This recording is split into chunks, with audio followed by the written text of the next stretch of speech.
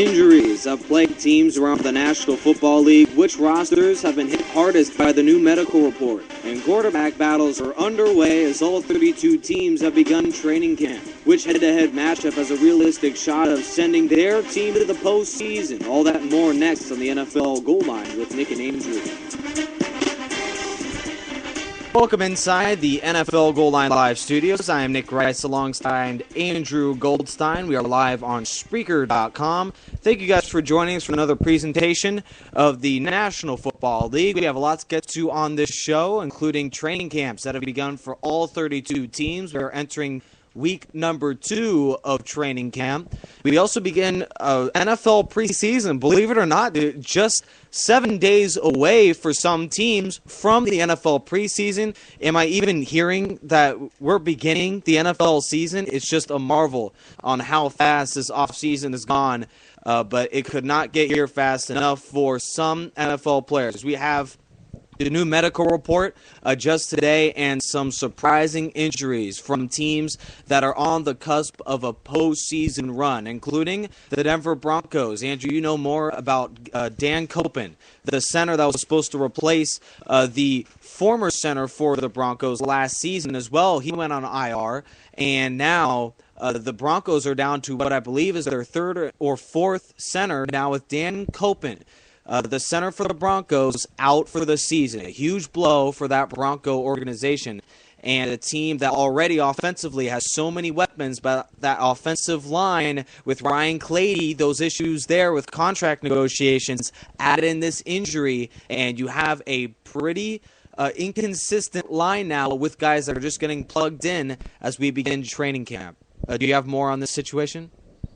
I do.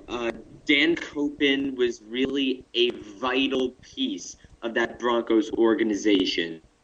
And you're talking about a guy that knows the system, can have a rapport with a veteran quarterback. The center is responsible for making sure everybody on the O-line knows their assignments. They're responsible for recognizing blitzes. Peyton Manning has never really played an extended stretch of time without an extremely knowledgeable center, whether it be Dan Copen or Jeff Saturday when he was in Indianapolis. So a loss like this on top of the Ryan Clady situation, this is going to be a very big problem for the Broncos. Now Manning is going to have to handle a lot of those responsibilities himself. And he's definitely up to it, otherwise he wouldn't be Peyton Manning, but it'll definitely be interesting to see how he handles a very compromised protection. He only had to handle an O-line that was really anything below very good for 1 year, and that was his last year in Indianapolis. So it's going to be interesting. I really think that this isn't going to end well. One aspect to Peyton Manning's game that also has been hidden under the rug for the past decade and a half for the Bronco and Colt quarterback is he has had a variety of NFL centers that have provided him terrific protection and have also been a part of his system and has been able to be a part of his audibles as well. We're talking about Jeff Saturday, a longtime NFL center, who when Manning would make his audibles, Jeff Saturday would check the protection and would alter based on Manning's audible, would alter their pass or run blocking scheme as well in order to fit the play that Manning is trying to audible to. Now you're throwing in a center that has never taken reps with the first or second team. Now you're telling him to know the entire playbook and to recognize Manning's audibles right off the bat. I don't see that happening, and Manning has to, in a sense, back off his game if things go the way that they appear to be. Broncos are in a tough situation, but I do believe with the talent they have out wide that they have a chance to overcome this injury until Copen returns, which reportedly is early to mid-November. Now we're moving on to other NFL injuries, very vital to a team like the Vikings to have Percy Harvin, Seahawks, to have a dynamic receiver, Percy Harvin, in your wide receiving tree. He's a supposed to be the slot guy, play a little bit of H-back for the Seahawks as well. He was actually the second leading carrier, believe it or not, behind Adrian Peterson with 78 carries last season. Believe it or not, Percy Harvin had more carries and yards than Toby Gerhart in that Viking offense. Now he goes over to the Seattle system, and Pete Carroll has a very interesting dilemma on his hands. Now, with a weak receiving core, add in the fact that a guy that you traded a first-round pick for is injured as well.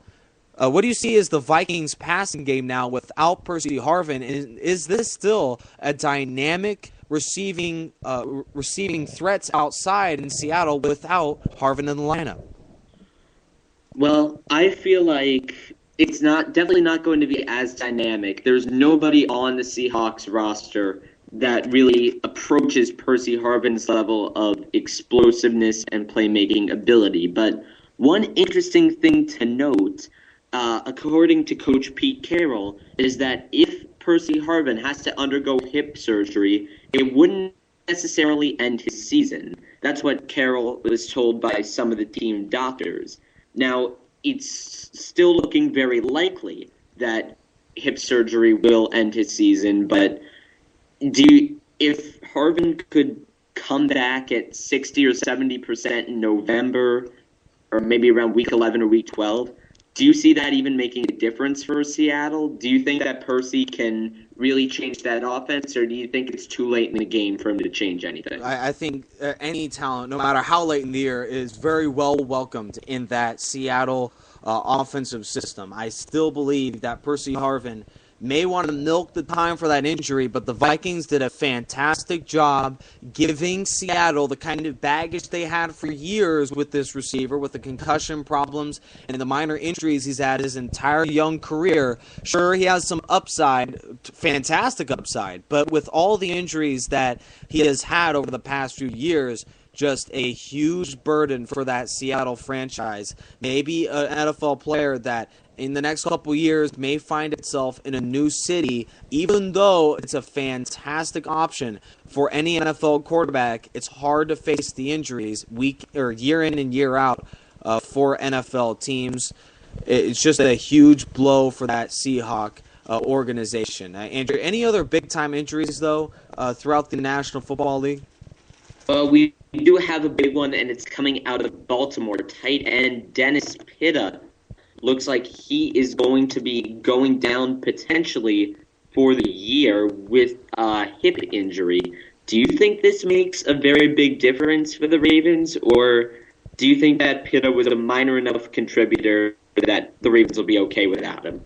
Well, the Ravens did acquire former Viking Visanthe Shenko, apparently, in free agency. So they don't have a huge drop-off in production, in my mind, with the loss of Dennis Pitta. He was a above-average tight end for the Ravens, and now I believe that for Baltimore, this is more an issue of the lack of talent throughout free agency and the offseason that has slowly accumulated to this problem that they have. Almost half of their starters from last season are gone, from Ray Lewis to Ed Reed. Bolden's no longer there. There's a huge talent pool of players on that offense and defense that are gone here for this next season. I believe that Dennis Pitta may not be a huge loss, but overall, the Ravens, I mean, I don't even see them as a playoff team. That would be a huge coaching success for John Harbaugh and a huge job upstairs for Ozzie Newsome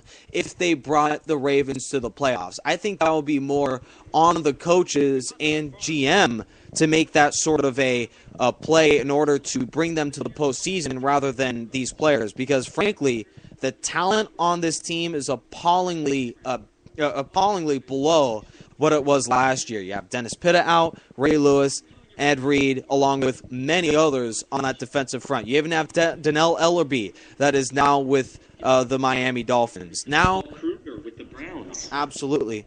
Actually, to that effect, I was reading an interesting statistic today that I want to share with you. Out of the 22 starters on offense and defense, 11 on offense, 11 on defense, the Ravens are debuting 10 new ones and no Super Bowl champion has ever come back the next year debuting more than 5 new starters. But they've doubled the next highest amount of new starters by a Super Bowl champ. That's not an NFL record you want to set. Absolutely not. So also another interesting dilemma coming out of that area of the country, the New York Jets and their quarterback situation. We send it over now. Before we move on to that, absolutely. We did leave out one injury. We did. Jeremy Maclin. A huge injury. Absolutely. Another player with a lot of potential. That receiving core with a lot of potential. Athletically, should be top 2 or 3 in the National Football League. But the Eagles seem to be associated more with athletic ability than raw football talent, because this team has not produced, especially in the passing game, with Michael Vick, a huge athletic talent, and that receiving core, along with LaShawn McCoy out of the backfield, has not produced the numbers that you would expect out of all those first-round picks. So offensively, now you take away that talent, and what do you have left?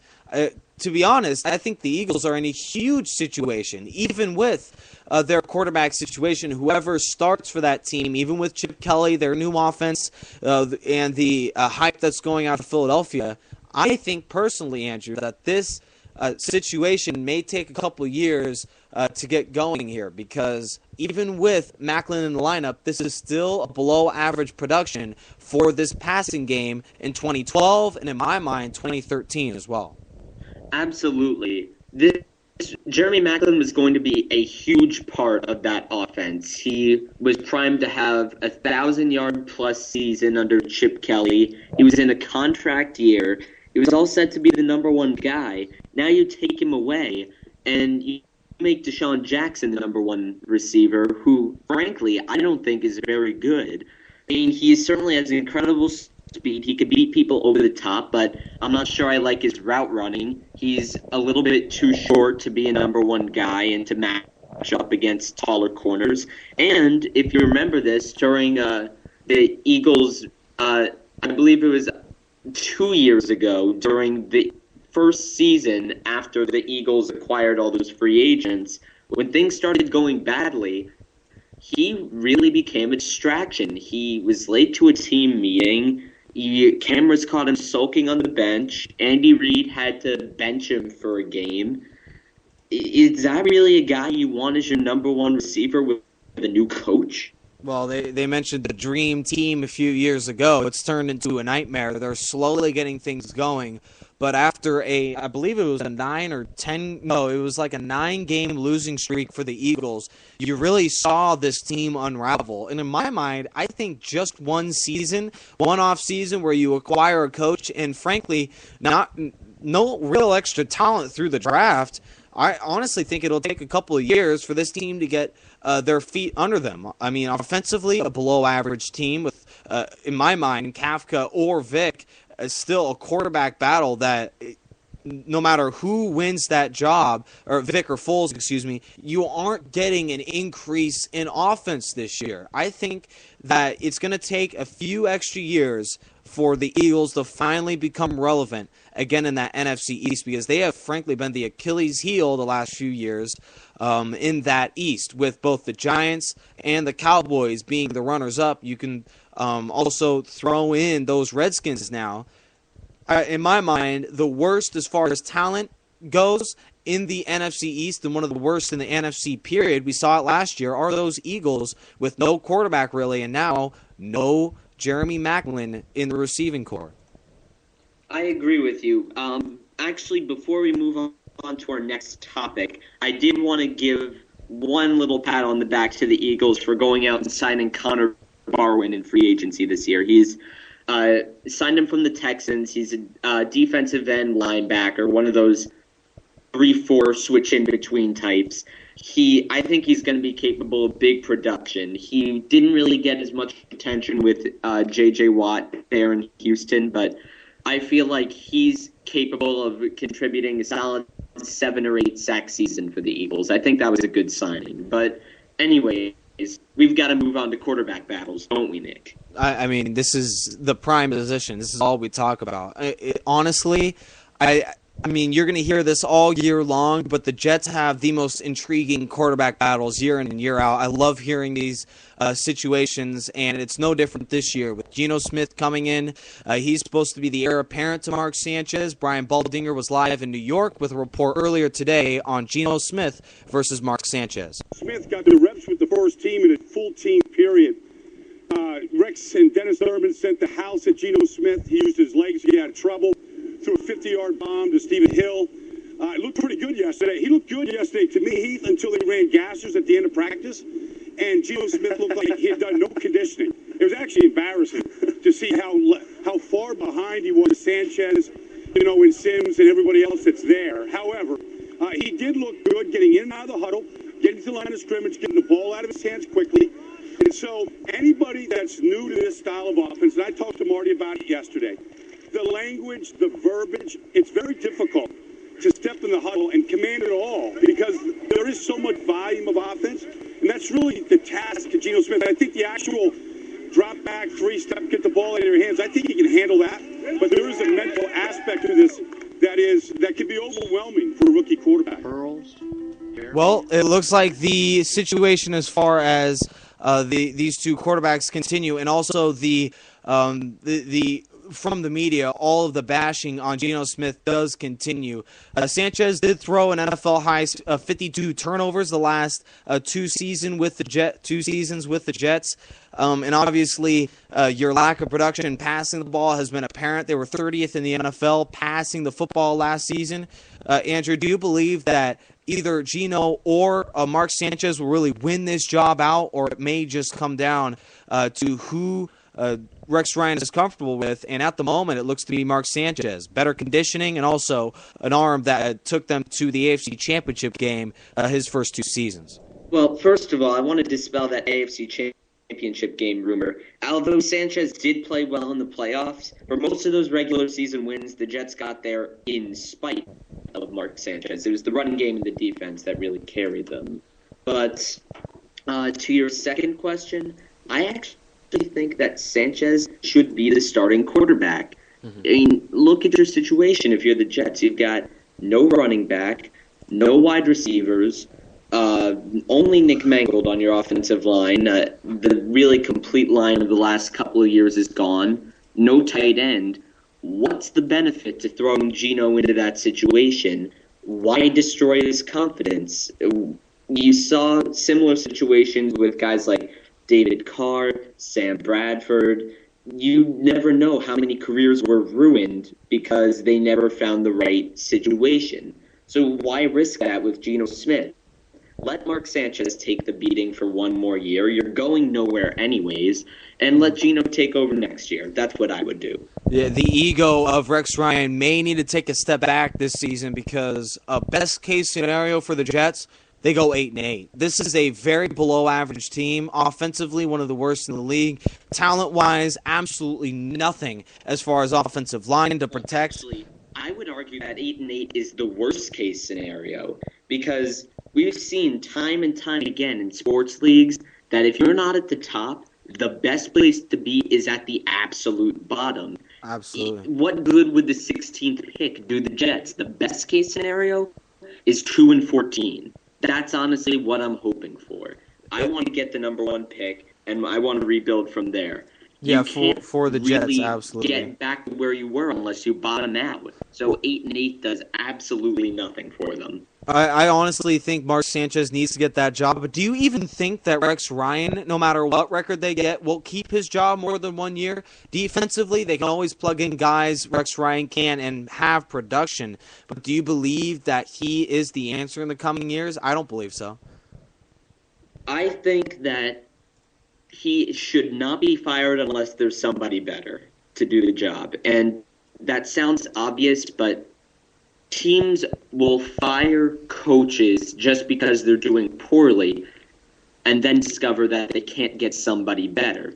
That's kind of what happened to Chicago when they fired Lovie Smith and ended up with Mark Trestman. That's happened to a lot of other teams throughout the history of the league. And I feel like the Jets should not fire Rex Ryan unless they know for sure that they can get a guy like Lovie Smith to come there. Because the last thing that anybody wants is for Rex to go and for them to bring in somebody like Brad Childress, who has already failed elsewhere. Absolutely. I mean, the best case scenario for the Jets, obviously, is to rebuild with talent through the draft.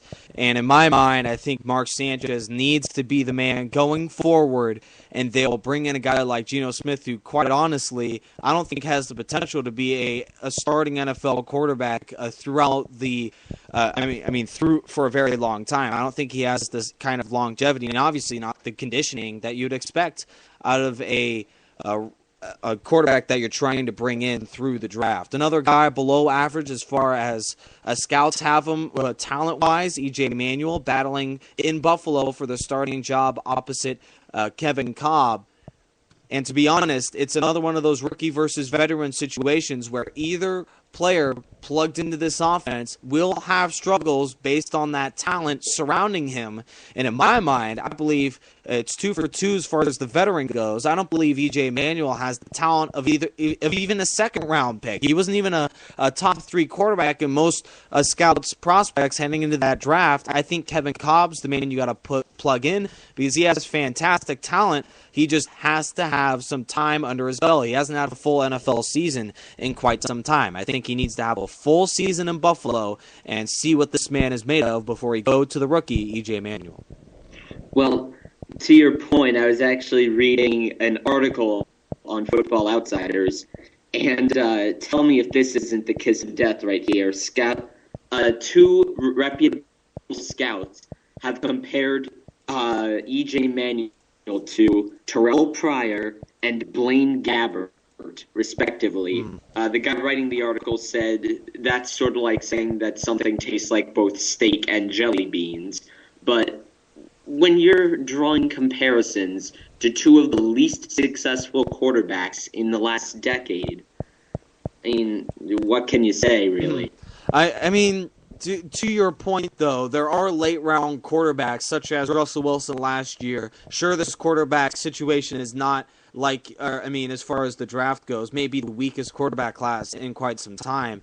But you can't really tell exactly who's going to win that job until we put on the pads and see what these quarterbacks are made of. We have some stories in New York as far as Geno Smith and Mark Sanchez, but still, until we have a preseason, we can't tell for sure. But in my mind, I do think E.J. Manuel doesn't have the talent to quite succeed at this NFL level. He just doesn't. He never had the accuracy in college, and obviously being compared to Blaine Gabbert is not a positive sign. Similar situation over in Oakland. We did emphasize a little bit about that quarterback battle in Philadelphia. We'll get to that in just a second. Matt Flynn and Terrell Pryor, 2 quarterbacks compared to the lowers of the league as well.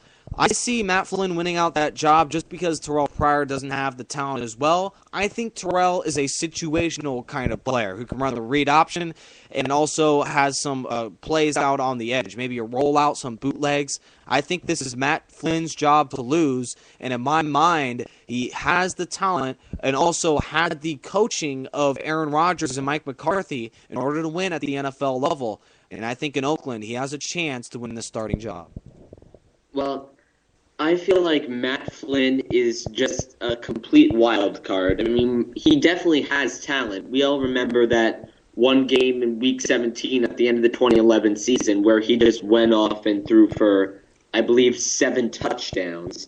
So we know that the talent is there, but he just hasn't had enough regular season experience for us to really be sure of what we're getting here. So I feel like it is his job to lose. I feel like we know exactly what we're getting with Terrell Pryor, and it's not a starting quarterback level talent. I'd like to see Matt Flynn starting. I was excited about it last year. Obviously, he lost that job to Russell Wilson because Wilson played fantastically in the preseason. But I was really intrigued by Matt Flynn last year in Seattle, and I'm even more intrigued by him now. And also there's another man, Tyler Wilson, who's also battling for the starting job as well. Just want to give credit to the 23-year-old It's his rookie season out of Arkansas. He'll be battling for the starting position as well. Two young quarterbacks battling out against Matt Flynn, who's young in and of himself. 5 years experience with Matt Flynn, of course, most of that being on the bench. But we have to wait and see on what Flynn brings to the table over in Oakland, similar to Nick Foles of the Philadelphia Eagles against Michael Vick. Yet again, I do believe that in this situation, I believe you initially have Vick as the starter, but if you're seeing the same level of inconsistent play from Michael Vick, I believe you give Nick Foles the nod, just because you're not going to win games. You're not going to win more games with Vick with the kind of inconsistent play that you have. Obviously, 4-12 is not going to get it done. I think Nick Foles needs to get somewhat of a fair shot here, considering that the team did begin to turn it around with Foles at quarterback. He was 1-4 in his final 5 games, but I mean, with that level of talent, though, you're looking at 1A, 1B here. Both of these guys may struggle in this season, but with Vick being 34, I think Nick Foles needs to get, I think he should have that job, thinking that your future hinges more on the balance, and you don't want to hang it on to a 34-year-old quarterback who, year in and year out, has about as many topics off the field as on it for this quarterback. Well, I feel like Vic is going to get the starting job, or at least I feel like he should get the starting job, and here's why. Chip Kelly's a very, very system-oriented coach. All we heard over the last year and a half was how we built that Ducks team on a very, very special style of hurry-up offense, and how nobody could figure it out, and how everybody on that team was so quick, not just during plays, but to get to the line of scrimmage, that the defense just didn't know what it was doing. Now, I've seen Nick Foles run before. Some cases of erosion move faster. Vic may not be a very good pocket passer. He may be 34. He may be injury-prone. But he fits that system as well as any quarterback in the league. I feel like Chip Kelly could really plug Vic in and not have to change too much of what he was planning on doing. Foles just has an entirely different skill set, and I don't think he's going to be right for the Kelly system. Ultimately, I don't think either of them will, but for the short term, I think he's going to start Vic. I think Vic will probably win that starting job, absolutely, but we mentioned a quarterback that in his Eagle days, he's been with Philadelphia, I believe it was 4 or 5 seasons, never started more than 13 games in any season, and that's the high mark for that quarterback. We'll wait and see what Vic brings to the table, but in my mind, with Vic, you know what you're getting, and that's around the same production on a 4-12 season that we saw with that quarterback last year. So we'll have to wait and see how it goes, but I think Nick Foles, in my mind, maybe should get more of an opportunity, considering that he has more upside versus Vic. Also, another quarterback battle. We'll take a look for just a quick second. Gabbert versus Henne. Who's your winner and why? Do I have to talk about this? I mean, it's Blaine Gabbert versus Chad Henne. There's not a lot The to Jaguars say. may be okay in the coming years. I mean, we're looking at a team that had the second overall pick last year and improved their offensive line. I mean, maybe they're a 500 team in a couple years. I think Chad Henne may get the job, considering that Gabbert seems to be digressing, even though he didn't really have much to begin with. I think it'll be Henne that wins the job, but Gabbert that'll be a real close battle. But that team in general will be really bad. For the next coming years. Every year there's one quarterback battle. Last year was in Arizona between Cobb and Skelton. There's always one quarterback battle where whoever wins, everybody loses, and that's Henne versus Gabbert this year. Well, going on the flip side, one quarterback battle that will bring their team to the postseason. If that's a storyline that actually follows through in the coming months, who do you believe winning the job in these 5 NFL teams? We're looking at Buffalo, Jacksonville, New York Jets, the Oakland Raiders, and Philadelphia Eagles. All those teams placed in the bottom 10 record-wise in the NFL last season. But who do you believe winning the job may send their team to the postseason, if there's any at all? I feel like it's not going to be any of them. But if I had to take a guess, if I had to give it my best shot, and I don't think this will happen, but I think it'll be Michael Vick, and I think it'll be the Philadelphia Eagles, only because we really don't know what's going on with Robert Griffin III's knee until we see him in action. Tony Romo is a threat to throw away a game at any time. The Giants are kind of shaky at times. 9-7 could be good enough to win that division. And while Vic isn't great, given a few lucky breaks, if he could play 12 games, 13 games, the Eagles might get to that 9-7. I don't think it's going to happen, but I feel like he has the best chance out of all of them. All these teams seem to be below 500 to me, but we're rolling on the NFL Goal Line Live. It's been 30 minutes, and we have yet to tell you the phone number if any of you guys are looking to join us on the NFL Goal Line Live with Nick Rice and Andrew Goldstein. It's 951-515-4552. Thank you guys for joining us live on NFL Goal Line. We're just getting started here, and we continue our show with yet another debate of NFL predictions. This time we're looking at the AFC. A couple of weeks ago we predicted the NFC and those divisional favorites. The concept here is the NFL favorites for each division. We take a look at who should win and who we believe will win. We'll take you inside our thoughts on who we believe should win. We'll take a look at 1 minute per division and give you an extra recap following this countdown of the NFL predictions for the AFC. Let's get us started.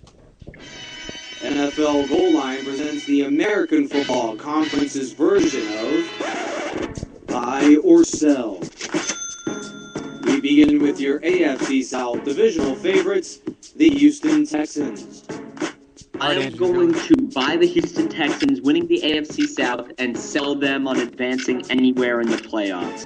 I feel like the talent's good enough on this team to hold on for one more year, but they got exposed by New England in the divisional round last year, and I don't think they've done anything to alleviate that problem. Similar situation. I just believe that Indianapolis will take a step back this coming year. Their talent is far below what their record spoke last year. And are we really looking at the Jaguars taking a step this year? Don't make me laugh. Yeah, this is still AFC South. The divisional favorites is the Houston Texans. We're also looking at a team offensively that may have gotten better from last season with the number 2 opposite Andre Johnson. Arian Foster's back for a new year, and it's DeAndre Hopkins, I believe. That's going to be opposite Andre Johnson for his rookie year. I do believe that Indianapolis may take strides in the coming years with their quarterback, but in the meantime, it's going to be Houston this coming season. Up next, your AFC North favorites, the Baltimore Ravens. I am going to sell Baltimore. They lost too much talent. They lost too many playmakers and too many play callers like Ray Lewis and Ed Reed. Too many leaders to really maintain the same level of efficiency as last year, which, by the way, was only a 10-6 record until they went on their big run in the playoffs. I'm going to sell them, and I'm going to buy the Cleveland Browns. All right. Well, I mean, that's obviously something that's not going to happen. The Pittsburgh Steelers, I think, will be the team representing the AFC North this coming season. I think it's been way overblown, the production that they've had the last few years. Listen, this team was 6-3 with Ben Roethlisberger in the lineup, and they didn't really have a backup that could step up and play. As long as Roethlisberger's in, this team can have success, and I believe they will do so, given that they brought in Jarvis Jones through the draft. This is a defense that is top 10 and an offense that can play. Now your AFC East divisional favorites, the New England Patriots. I am going to buy them as division winners and sell their playoff stock. And there's just nobody else that could really contend with the Patriots. Yeah, maybe the Dolphins, but I don't really like the Mike Wallace signing. I think he's a Deshaun Jackson type that can stretch the field and do very little else.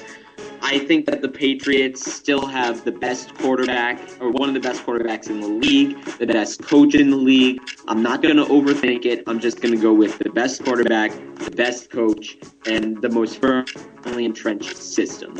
This is a team that has a very weak division, and also, as long as Brady and Belichick are there, will be a team that will win. I do think that the Patriots will be a team that is on the fall in the coming years, with Brady reaching the back end of his prime. But I still, for the moment, think that the Patriots, with a 9-7 mark, will win that division. Are we really thinking the Dolphins will take that big of a step? Patriots all the way.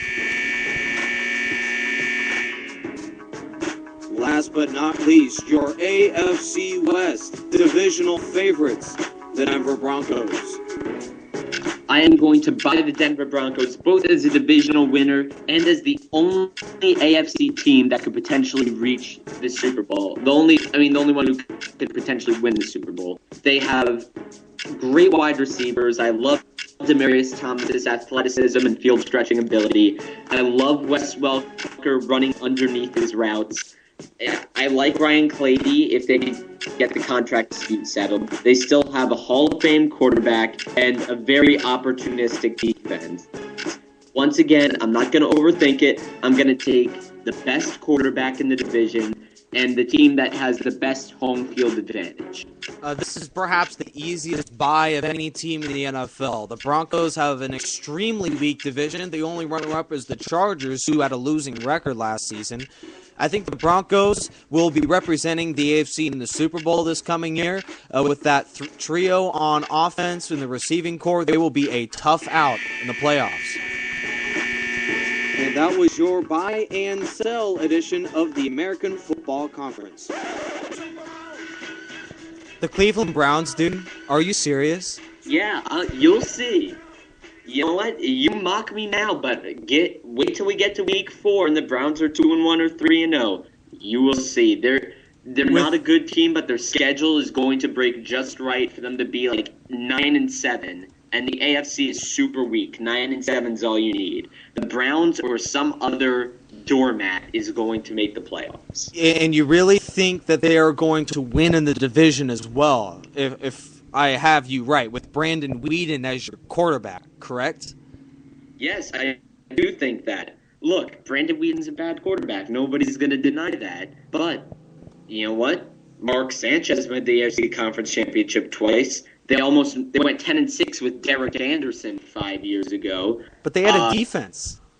What? But they had a defense. What was 5 years in 2007? No, I mean for Mark Sanchez. Sure, the defense years ago was bad, but I mean, I just don't see this team. Didn't they go? I think it was 5-11, 6-10 last year, making a 4-win jump with seriously about no offensive acquisitions except for a former convict they brought in for defensive tackle as well. Paul Kruger. I really love the job that Paul Kruger is going to do, but I also have a rebuttal for that. The New York Jets in 2005 went 4-12. The season after that, with virtually no major roster changes, 10-6, first round of the playoffs. Were they a good team? Absolutely not. They sucked. But they had an easy schedule. It was a weak AFC that year, and everything broke just right, including victories in close games.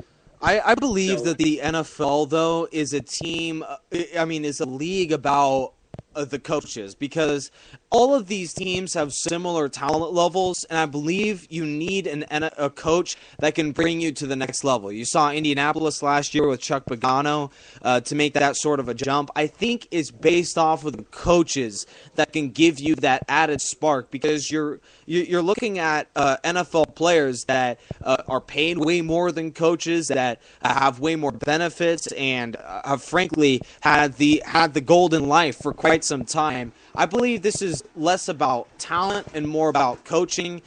There are dark horse teams every year that rise up above the top, but I think if there's a team that's going to rise up from mediocrity the year before, I think we look at teams like the Cardinals with Bruce Arians and maybe the Eagles with Chip Kelly, but I don't know if they can make that sort of a jump.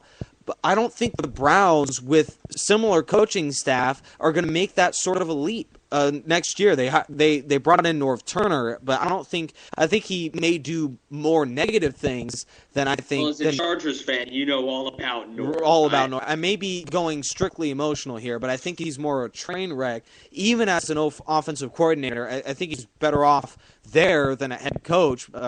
Hands down.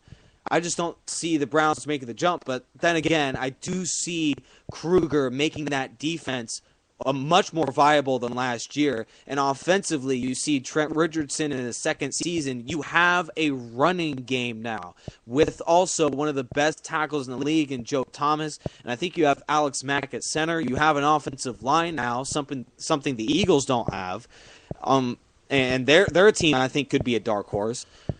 All right, well, we could discuss this all day. But and we actually can for just a quick minute, though. Show, right? We can go one more minute on this because we do have a comment from the Spreaker comment boards. This is a quote, obviously from National Sports, saying, quote, "I feel like the Dolphins could do something this year. Not a division champ, but a wild card. I think Mike Wallace was very key in them making the postseason." Do you believe that's an accurate statement? I feel like the Dolphins could definitely be a wild card this year. Like I said, 9-7 could very well be good enough to make the playoffs, and I think the Dolphins have the talent to do that. But even more than Mike Wallace, I like the signing of Brent Grimes, the corner they picked up from the Atlanta Falcons. He was an all-pro corner before he injured his ACL last year, but numerous reports out of camp say that he's cutting very well. His ACL seems to be 100% healed, and I feel like if he is back at full strength, then the Dolphins picked up one of the 10 best corners in the league for almost nothing. And I feel like that's the signing that's going to propel them over the top, not Mike Wallace. Because if you remember, the pass defense has really been the biggest issue for the Dolphins over the last 3 or 4 years. Absolutely. And to add on to that point as well for Mike Wallace, he is among free agent wide receivers where statistically over the past decade, less than 30% of free agent wide receivers have made the Pro Bowl the ensuing year for their new team. Just something to think about for Miami. I mean, personally, I think they're one of the 2 wild card teams in the AFC, along with the Bengals, that could win that wild card spot. Maybe the Browns get there. We'll see what happens in Cleveland. But I think the Dolphins will be a better team now with their free agent acquisitions and Ryan Tannehill in his second year. Very under-the-radar quarterback that can make jumps in his second season. Now we're taking a look to our final segment of the night. Thank you for your comment as well from National Sports. You can also comment us live on Spreaker.com. Just make sure to get us on NFL Gold Line Live with Nick and Andrew. Our final topic of the night, we're taking a look at the top 100 players of 2013. We looked last week at numbers 75 through 100. Now we're taking a look, wrapping up the first half of the top 100 players with numbers 50 to 75. Our thoughts of the list and who we believe should be higher or lower. Andrew has a couple of players he believes should be a little bit higher or lower. He doesn't believe in their spots. Who do you think had an unfair ranking in the 2013 countdown? Well, first of all, before I address that, I probably should have addressed this earlier in the show. But for our listeners, I'm sorry that there was no show last week. I couldn't get some of the tech stuff working on my end, and then some of the schedules didn't line up quite right. I was up in Boston for the week, but we should resume normal scheduling in obviously this week and in the coming weeks. But I'll tell you who's the biggest overrated guy on the NFL's 50 to 75 list of players. Number 53, Champ Bailey. Oh, absolutely. Bailey shouldn't even be on here. This is the problem with having players vote for these things, because you get guys that get on these lists because of their reputations, not because they're necessarily good anymore. If you watched any of the Broncos-Ravens divisional playoff game, you would see Champ Bailey in the first half getting abused by Torrey Smith. Smith caught a number of deep passes because Bailey just couldn't keep up with him. He wasn't fast enough. They had to switch him to safety just to keep him from getting exposed over and over and over again. Bailey shouldn't be 53. He, quite frankly, shouldn't even be on this list. Do you agree? I mean, you're looking at a cornerback that the players think is the number 3 corner in the league. There's not an extra couple corners that are better than Champ Bailey. Actually, I'm looking here. The only cornerback that was ranked higher. No. We're looking at a 3 actually. So you're looking at Patrick Peterson, Charles Tillman, and then Richard Sherman, and the 4th best is Champ Bailey. 4th best. Darrelle Revis doesn't have the same level as Champ Bailey. Revis should be over him. Brandon Browner should be over him. Brandon Brown, absolutely. And just the number of corners should be far and above ahead of Champ Bailey. This is just a guy with a huge reputation that didn't exactly produce. Brandon Flowers, another fantastic. Joe Hayden. We're looking at all these guys that are far and above ahead of Champ Bailey. Brent Grimes is another one. There's 10 right there that are ahead of Champ Bailey because this guy's has a great legacy, but he's getting a little old and hasn't made the production that we would expect out of a guy who has gone to 3 first-time All-Pros and 12 Pro Bowls. I'm just bringing up the stats here this year. And also a guy who only had 2 INTs last year. He's the number 4 corner in the league with 2 picks. So he was a great corner, but he's just old now. He's just old now, absolutely. So another player I believe is a little bit high on this list. Antonio Gates, being a Chargers fan, I know a thing or two about the former Kent State tight end who has done wonders for this team for an entire decade. But this is just a player that, frankly, is getting old. With the injury problems and the lack of production, the offense has fallen more because of the offensive line than to any tight end issues. But I just think this is a guy with a huge reputation that has digressed as a player, but the players still believed he was a top 100 guy when, frankly, there are good 6 or 7 comfortably better tight ends than Antonio Gates. Well, this is another question of how you measure talent against production. And to me, Antonio Gates is one of the 5 most disappointing cases in the league due to injury. I would have loved to just see how Antonio Gates' career would have unfolded had his foot and his leg and his ankle not started acting up. But if you remember the way he was back in 2007 before all the injuries started, he was very Jimmy Graham-like. He played basketball for a long time. He was in the middle of redefining the tight end position, doing the same thing that we give Graham and Gronk so much credit for doing nowadays. But, yeah, I feel like Antonio Gates, a little too high on this list, but at the same time, you can't help but feel bad for the guy.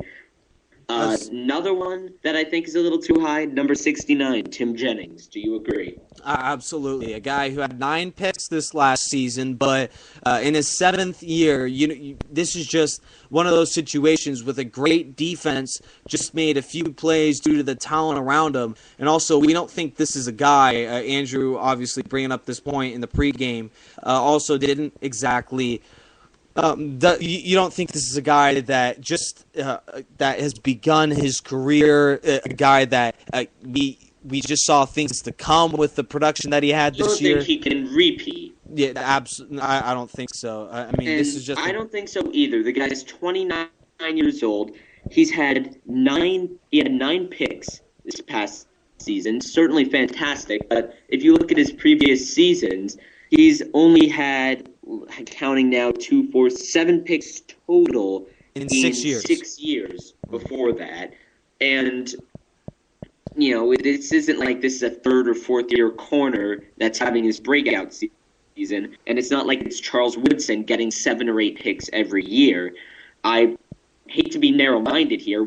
It's entirely possible that this would be the new norm. But we've seen guys that rack up 11 or 12 sacks in a season and never do it again. We see guys that get over 100 tackles and never do it again.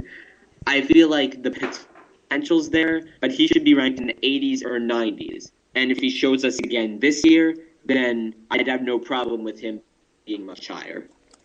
And another guy that I believe was ranked too high, and Andrew agrees with this, obviously Chris Johnson, a guy that has immense potential, but hasn't really produced as of late. He's a running back that speed-wise should be in the top 20 of the top 100, but a guy that has digressed every single season. He had a late run this past a year, but I do believe there are a number of running backs better than Chris Johnson, a guy that has been immensely disappointing ever since his 2,000 yards campaign, I believe in 2009. He's just been a guy that has been on the digression for a number of years. And you mean to tell me that Alfred Morris isn't quite as good as Chris Johnson? I don't believe so. There's a number of running backs I would take far and above ahead of Chris Johnson. And I think, in my mind, take Chris Johnson out of the list entirely. And I know this is a different topic, but plug in a guy like Jimmy Graham. Obviously, he was the topic after the top 100 being completely snuffed off the list. I think Jimmy Graham should be in the top 50, perhaps even top 30, based on solid production and his fact that he can stay on the field. This is strictly a reputation list. It's a popularity vote in some minds, and I just don't think that Chris Johnson or a number of other players, including Antonio Gates, should even be on this list. Well, again, another problem that you get when you have players vote is they're going to remember their experiences with Chris Johnson. The problem with Chris is that he can't run through contact at all. But if you're playing against him on defense, you're not going to remember all those times when he could have gotten 4 or 5 yards but got stopped for a 1-yard loss. You're going to remember that one time when he hit an 85-yard home run, when he's just scampering down the left sideline. There's nothing you could do about it. And I feel like because he makes 8, 9, 10 of those exciting plays every year, and it looks really cool when he's doing that on SportsCenter, that's going to cancel out the dozens and dozens of other times when he didn't run through contact, or when he misread his blocks. And that's why this list is going to be unfairly slanted sometimes. I don't feel like Chris Johnson should be on this list, and I think it was just bad pick. You make a fantastic point, to be honest, about Chris Johnson. A similar situation in my mind to a guy like Victor Cruz, who really shouldn't be thrust into the number 1 spotlight. He was ranked number 58 on this year's list. I just think he's a home run hitter who can't really, when you put on a double team like a Calvin Johnson or a Larry Fitzgerald, he just won't have the same production. You need guys like Hakeem Nicks, Ruben Randall, guys that can take away coverage, and a guy like Eli Manning that can fit the ball in the perfect window. I think Victor Cruz, another player who can hit the home run ball, but you don't remember all the times where he was snuffed out with press coverage and whenever he was double teamed, couldn't get off those press blocks. And similar situation, you remember the home run for Victor Cruz, over 100,000 yards, the salsa dance, but just didn't have the production to be a top 100 player, a top 60 player in this league.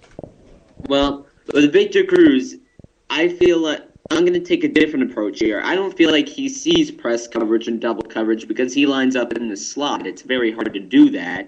But when there's a guy that just comes out of nowhere and he's catching long touchdowns and he's as popular as Victor Cruz is, everybody's going to overrate him for a year or so. And then when he kind of falls back down to expected levels next year, he's going to crash and everybody's going to underrate him a little bit. And I feel like next year he's going to bounce up a few spots and be properly rated because that's just how our society reacts to things.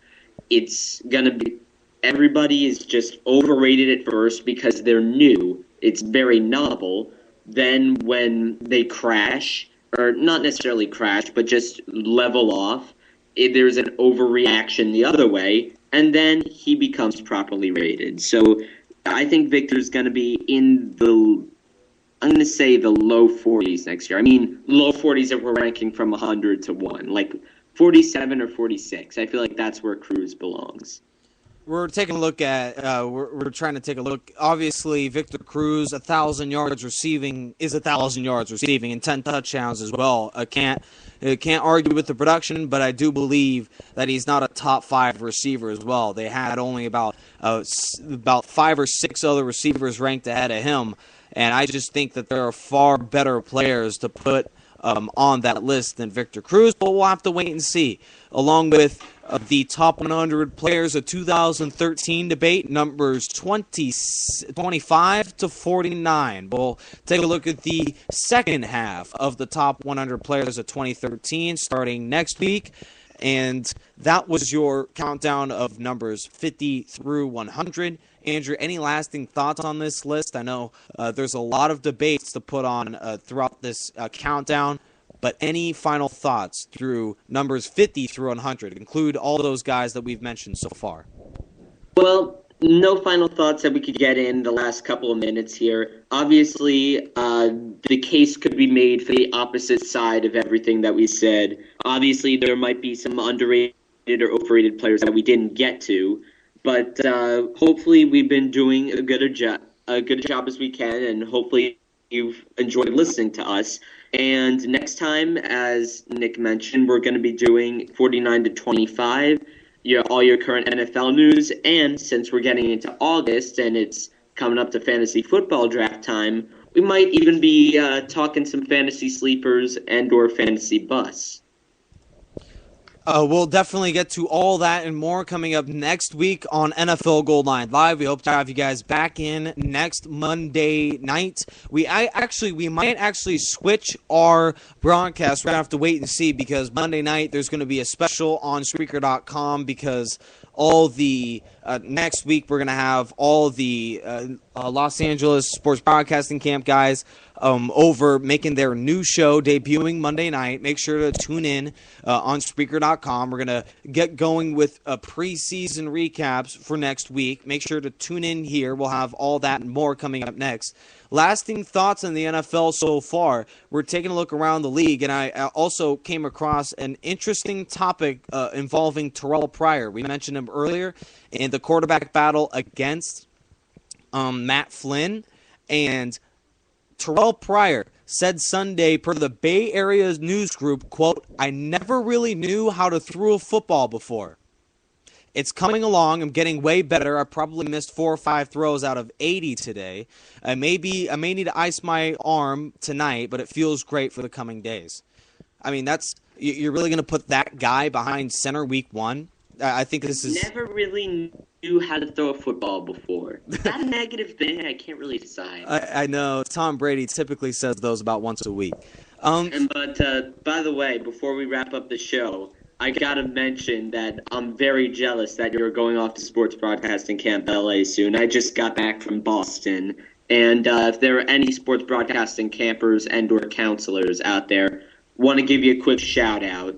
Thank you for making that week as awesome as it was. They do a fantastic job, and for also all of the listeners as well, make sure that you look at this camp. I mean, just look online, Google it.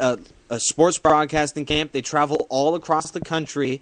They are actually one of the last stops, I think, this season for the summer is the last stop. The last stop. Is in LA. If you guys are around the area, but coming next year, they'll make another trip around the United States.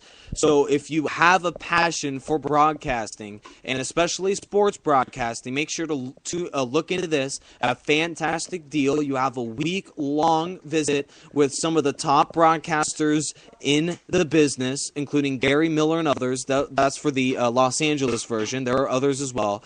But make sure that you take a look. It's a very modest price, and for the week that you're there, it's just a fantastic value, and you get so much out of the week, including extra experiences with many guys that have a similar aspirations and a personality to you as well. make sure to look at that. And Andrew, you can agree with me that it's just a fantastic visit and one heck of a time. Absolutely. They're going to be I don't know if they're adding or subtracting any cities next year, but for this past year, they were in Philly, Baltimore, Jersey, Boston, Chicago, Atlanta, and LA. I believe that was everything. But yeah, it's a fantastic time. Any people out there who are interested in sports and talking about sports, you'll think you've died and gone to heaven if you sign up for this camp. It's a bunch of people in a room, bunch of people roughly your age that are just as into sports and are just as passionate about their careers as you are. It's very, very rare that you get an experience like that, and that's why I love it. You go back for the people. And I was very, very happy there in my week in Boston, and only 350 some days until the next one. Make sure that you look at that, but we're also taking a look at the preseason Week 1 schedule as we wrap up here. Coming next week, we are beginning the week of August, but just in less than 10 days, our first preseason action, Thursday, August 8th. We're taking a look at the Ravens and the Buccaneers, Redskins, and the Titans. Will be an interesting matchup, seeing how RG3 does with his surgery with the ACL just last year. Rams and Browns, Bengals, Falcons, Broncos, and the 49ers to begin preseason Thursday night, and also the Seahawks and the Chargers. Very fascinating slate of games for Thursday, August 8th. We begin preseason week number 1, ladies and gentlemen. We can finally breathe a sigh of relief. Thank you guys for joining us. Next week, we'll be right back with another edition of NFL Gold Line Live. Thank you guys for joining us. Nick Rice and Andrew Goldstein signing off from Spreaker.com. So long, everybody.